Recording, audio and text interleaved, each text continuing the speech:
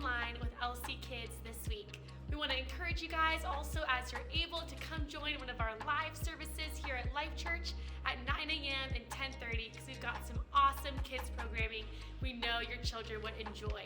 We also want to encourage you guys, as you're at home, to continue your child's discipleship through our family resources page on our website and also through downloading the Parent Q app, which has got tons of great activities that go along with our Bible lesson each week.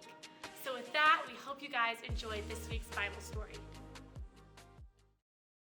Welcome to Story Lab. Let me take that. Oh, thanks, Zeke. This week, we're talking about respect, while we take a look at the story of some guys who weren't used to being picked first for anything. Amaya, what is this?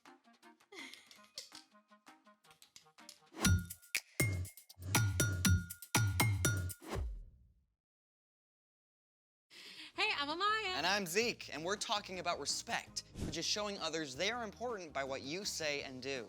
So, I've got something for you. Okay. What do you see?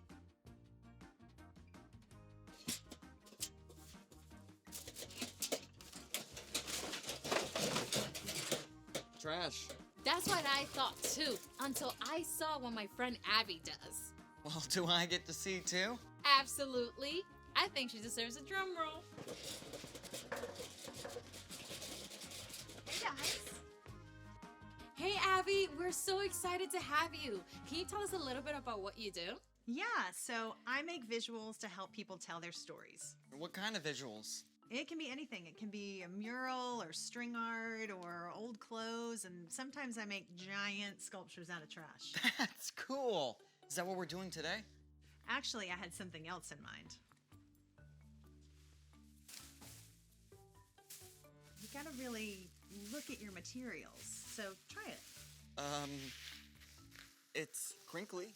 Yeah, exactly. It's crinkly, kind of like a peony petal is crinkly. Pirouette? It's a kind of flower. And so see this cardboard, how it's thick, but it's soft, so you can curve it around like a leaf. Yeah, I feel it. Well, how about this one? Oh, cool. See how in the center, it's like the shape of the inside of an anemone. And then what? It's a flower, Z. Oh, yeah, no, I was thinking some kind of sea creature or something. We could totally do that too, but today I thought we'd make a recycle bin bouquet. I love it. Let's make it! Hey, this is something you can do at home, so follow along. So we're gonna start with some of that trash that we dumped out. We've got a piece of an old shopping bag here, and again, you can feel how it can start to feel like a petal.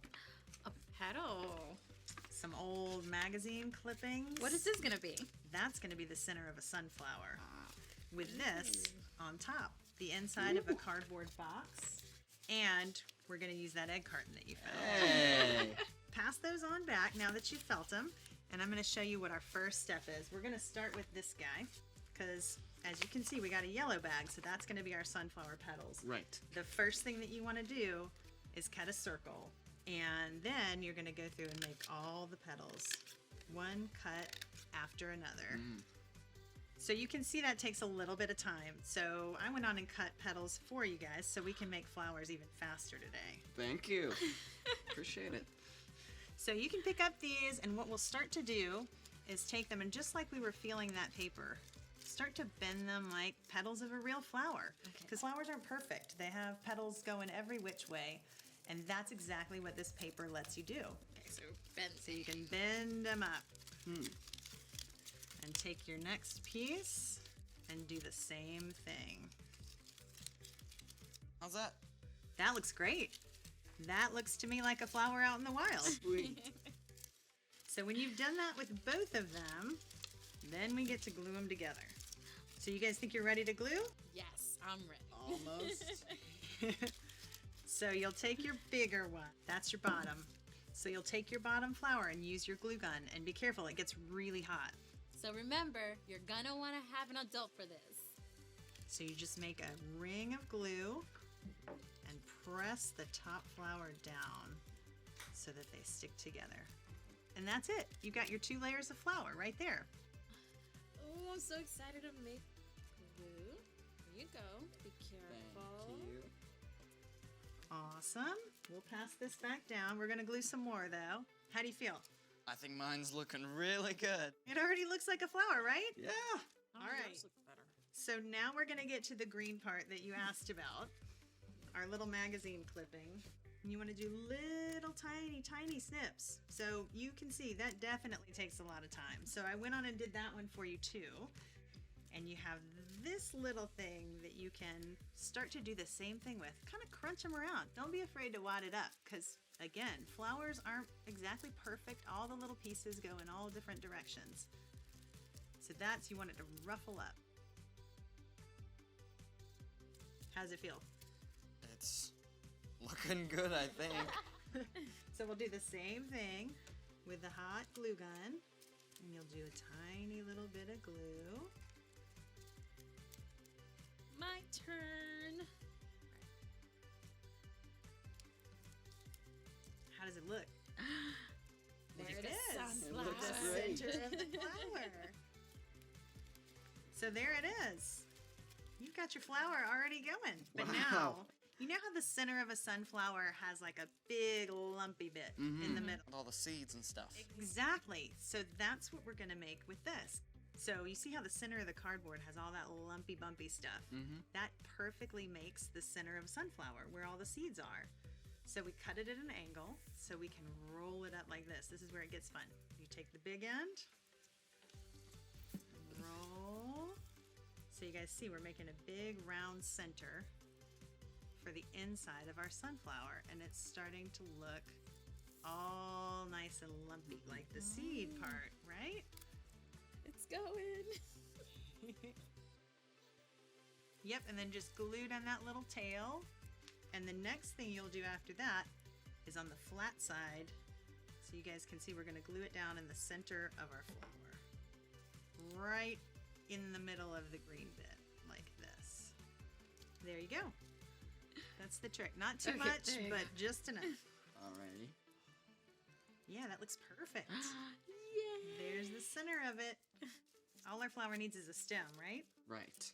So what we have that we use for that, this is some floral wire, which means it's green already on the outside. You can get that at a craft store, but you could use any wire that you guys have at your house. And so what I did is I went on and attached a little piece of cardboard to the top because we're gonna use the end of our egg carton and it has a hole in it.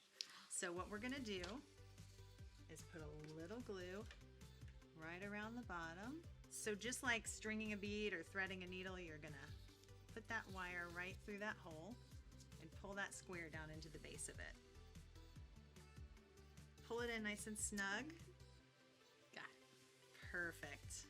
And then we'll attach it to our flower. So Zeke, while you're doing that, the next step is to put the glue right here on these things that look like petals. And that's what's gonna hold our flower all together. And then your flower goes on like a hat. And that looks great. Perfect glue. There you go. Wow. And you can bend your flower any way you want so it looks like it's out in the field and blowing in the breeze. And there it is. Your finished sunflower Look at from that. trash. Wow. This is lovely. Yeah. It's amazing how you looked at a piece of junk and saw this. And what's super cool is we can do the same thing with people too. Like people flowers? More like if you really see people and get to know them, then you can, see things that are overlooked, see the texture in everybody, see all of their quirks that makes every single person uncommonly beautiful. And that is exactly where we're going today. It's time for The story before the story. Today, we're in the third book of the New Testament, Luke. But before Luke, in the very beginning, out of a deep, deep love, God made an amazing world. But when people turned away from God, the world was broken. God made a plan to draw people back into a relationship. So at the right time, God sent a tiny baby to be born in the small town of Bethlehem, God's very own son, Jesus. When Jesus grew up, he was baptized in the Jordan River. God spoke from heaven. This is my son. and I love him. I am very pleased with him. Which is where our story starts. Take it away. Hey everyone, I'm Brian. After 40 days in the wilderness, Jesus began to go from town to town, teaching and healing. Even though he's God's son, he didn't start out in the capital city of Jerusalem. He didn't go to the fine homes of the religious leaders. Instead, Jesus met with ordinary, everyday people on hillsides and by the lake shore. And he chose some of the most unlikely people to be his closest friends and followers. 4 of these men were uneducated fishermen: Peter, Andrew, James, and John.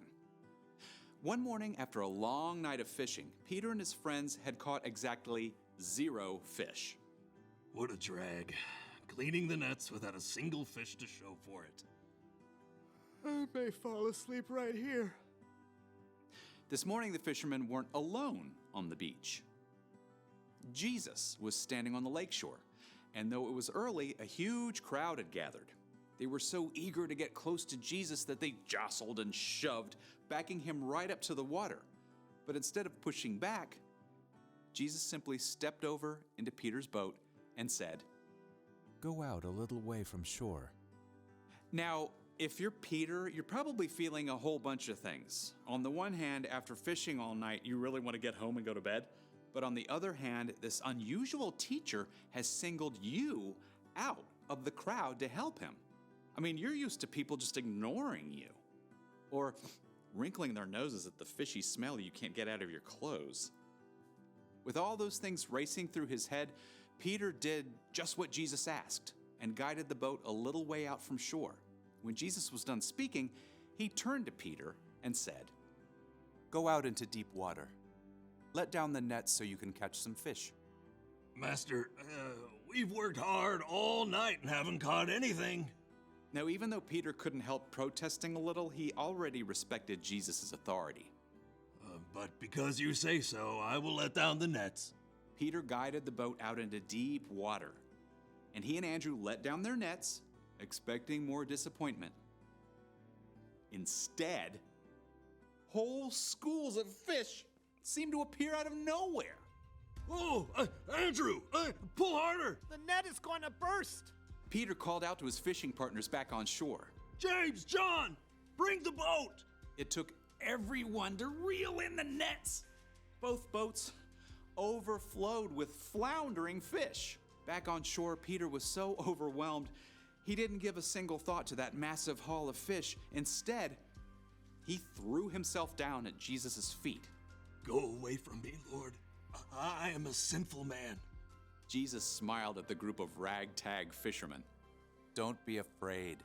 From now on, you will fish for people." The crowd must have been shocked to see Jesus choose these common fishermen as close friends and disciples. Right away, Peter, Andrew, James, and John hauled their boats up on shore. They didn't even stop to clean and sell all those fish.